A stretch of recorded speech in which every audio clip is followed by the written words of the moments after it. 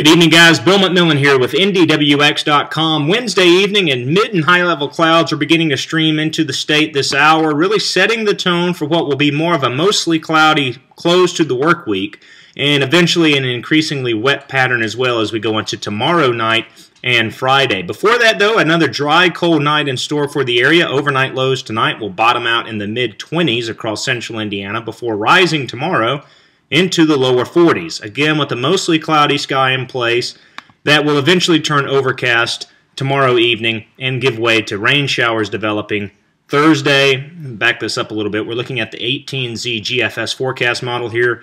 Thursday night late into Friday will introduce showers. Probably somewhere between a quarter and a half inch of rain, we still think, for the first part of this storm system coming out in the Thursday night, Friday time frame. That area of low pressure will lift into the Great Lakes region, and then we've got this secondary follower type storm, as we've been talking about with some of the posts on NDWX.com. Still not sold that this storm system is going to track as far northwest as some of the forecast models would suggest.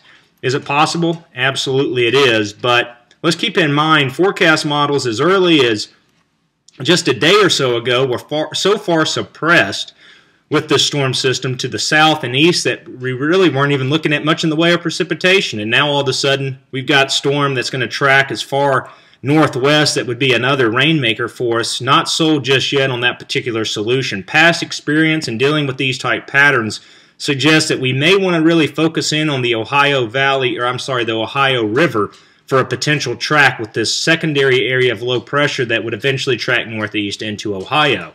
Not saying that's what's going to take place. I'm just saying based on past experience with this type weather pattern in place, a lot of times when you have a secondary area of low pressure, especially when we're dealing with an Arctic area of high pressure building in from the north, forecast models may start trending a little bit farther south and east with time as the storm system approaches, as we get closer and closer to the time of that particular storm system.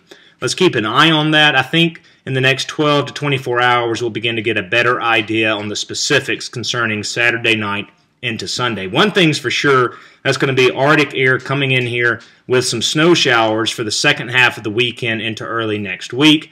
And then as we move forward, today the talk has been the European and the ensemble data that shows a classic negative North Atlantic oscillation, negative Arctic oscillation, and this would be a very cold, very stormy pattern for the eastern part of the country.